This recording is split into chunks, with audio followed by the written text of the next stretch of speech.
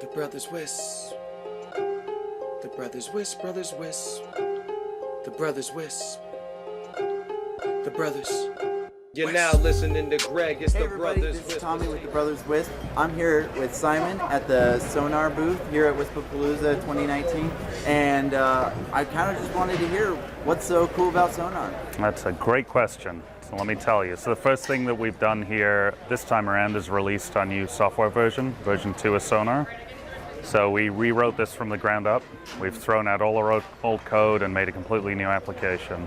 And one of the reasons that we've done this is that Wisp industry is changing and growing, right? We got tons of people now deploying fiber, doing cable, doing voice, looking at LTE and other kinds of things. And so we built this system to be much bigger, better scaling, more agnostic to the network. The other thing we've announced here, though, that I think is pretty cool, is that we're no longer just a software company. So we're now partnering with all our customers in their success, helping them with marketing, and to help them import new acquisitions into Sonar, get their data formatted, any setup they need.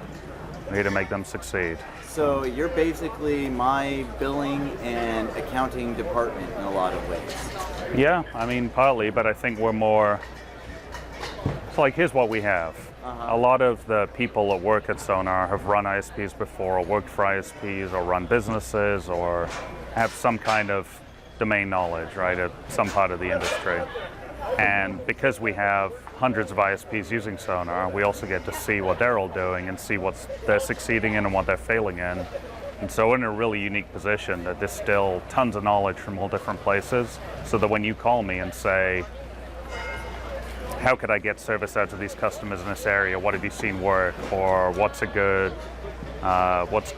equipment I can use to monitor my network? Or I'm trying to figure out how to get a marketing campaign going, or what kind of routing protocol should I use, right? We've got people that can jump in and give advice on that and help, and that's really what we're at the core of all of this. The more our customers succeed, the more we succeed as well. So it just makes sense for us to be way more engaged in that process with them. Yeah, so basically you're helping me run my business in ways wherein, like, I love technology. Yep. I thrive on that. Yep. Give me a technological problem and I will figure it out and make it dance for you. Yep. But a lot of times I just get super frustrated, like doing paperwork and like dealing with government and this thing. Oh, Yep. shoot, we have to do this bill and this thing.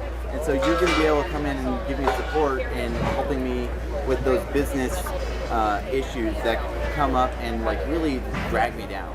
Yeah, for sure. So, And we're either going to say, here's what we can do to help you do it, here's someone we can put you in touch with that we know knows how to do it, or maybe you don't have to do it at all. okay. Maybe a lot of the things you're doing, we see people doing tons of paperwork, especially, that's a big one, right?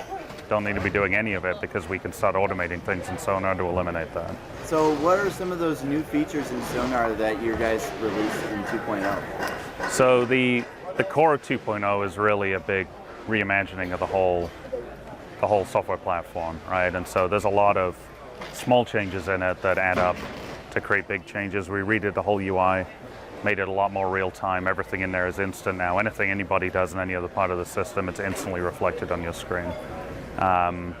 We've changed, there's a lot of minor changes in there, like around serviceable addresses. We've tried to make it easier for people deploying fiber to come in and define all the serviceable addresses up front, so anyone can look and see where fiber is available, for example. Also works for WISPs. But really what it's more about is having a new foundation we can keep building on to bring new features out in the short term. And so some of the things we announced in our event on Tuesday, we're building a mobile app for installers to make doing installation in the field easier, taking pictures, getting inventory deployed, doing site surveys, all that kind of stuff. Building completely customizable dashboard systems so everyone in a company can see exactly the data that they want to see and they need to see. We have a lot more stuff coming. There's going to be a lot of pieces on the horizon that are going to be pretty exciting we'll be talking about soon. Yeah, your event was actually pretty cool.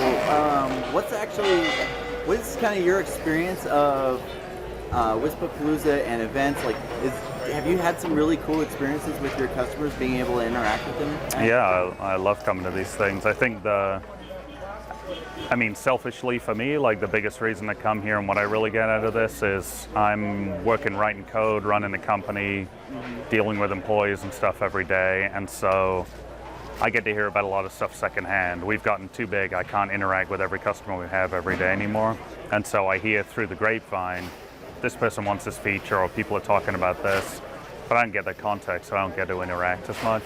So come in here, all our customers in the booth standing around, they're talking to each other, I'm talking to them. We get so much, like this explosion of ideas when we go back and new things to build, because not only have we heard it from one person, you know, these 4 different people are cross-talking, and I say, what about this? And I go, oh, that's great. And that's the piece I love the most for me, is getting that interaction and getting that feedback. And they get, and your customers get one-on-one being like, the guy who's writing the stuff and actually making stuff happen. And they can be like, hey, there's this button that when I press it doesn't do exactly what I want. And all you have to do is this short little thing that's crazy. And it's like, oh yeah, that's super awesome. It's really cool to be able to have those interactions.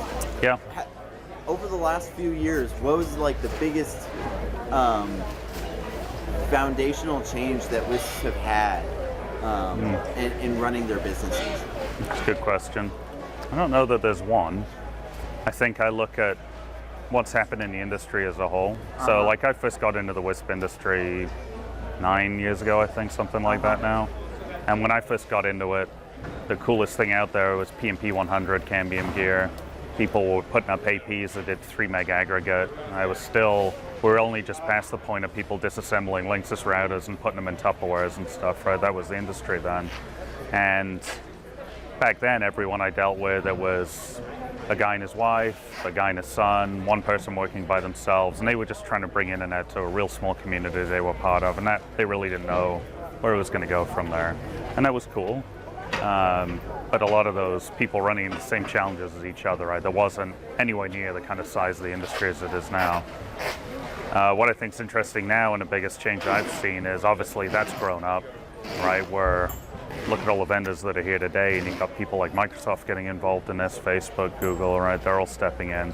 You're also seeing these WISPs grow up, right? Getting way bigger. We're seeing way more money coming into this industry, and people are deploying not just wireless now, but fiber and cable and experimenting. You know, LTE's become this big thing that wasn't even a thought back then.